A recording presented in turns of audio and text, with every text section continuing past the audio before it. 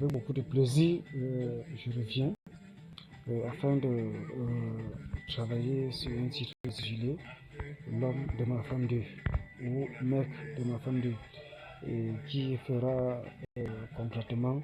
un complémentaire avec ce que j'ai dit dans ce titre de Mec de ma femme 1. Afin de mettre l'éclaircissement sur ce que j'ai eu à dire dans ce titre concernant l'homme, comment l'homme aura manifesté son droit et bibliquement parlant au sujet de l'effet qui soit le chauffeur de la femme, et afin de rendre aussi justice et d'accomplir la parole de Dieu au sujet d'accomplir les désirs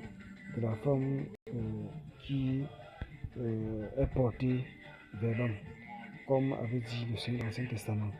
Et tes désirs se porteront vers lui et il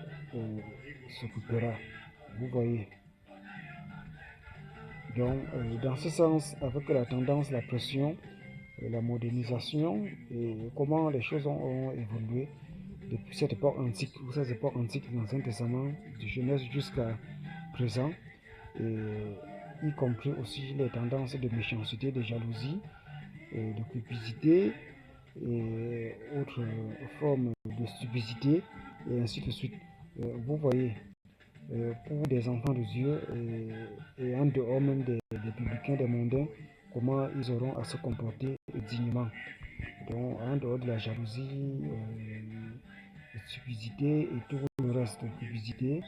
et afin d'apporter, de manifester ce qui est moral pour la satisfaction du temple du Saint-Esprit, de la chair, ses plaisirs, ses désirs, et ainsi de suite. Vous voyez, par comment y prendre, selon les circonstances du temps, certaines dépressions dont je viens de souligner, le frère étant complètement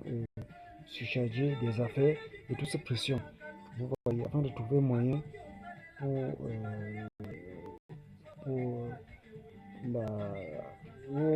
manifester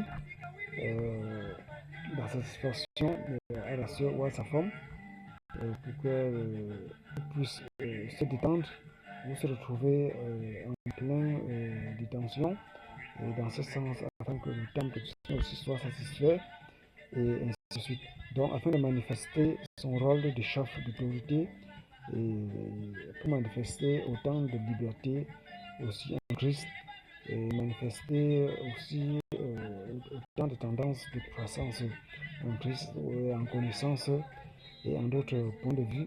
la sagesse, l'intelligence, et ainsi de suite. Donc, c'était pour manifester autant de cohérence,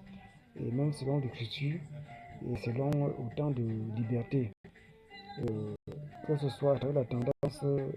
polygamique ou monogamie.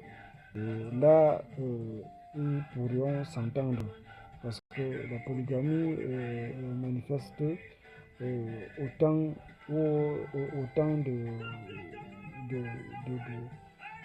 de principales autorités chez l'homme, tandis que la monogamie manifeste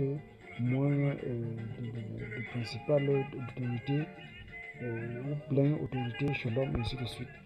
Et à un certain moment donné, il faut certain consentement de l'homme et de la femme en ce qui concerne la monogamie, tandis que la polygamie, l'homme à un certain moment donné a plus de domination, pas une domination complète, parce qu'il y a des articles et les dépendances, pas seulement les indépendants et les dépendances, après les articles de loi, comment l'homme aurait à se comporter vis-à-vis de sa femme, pas pour dire qu'il est le chef de la femme, il va faire n'importe quoi contre la femme, et ainsi de suite. Vous voyez, merci. Donc, merci pour l'attention, et je suis à la fin.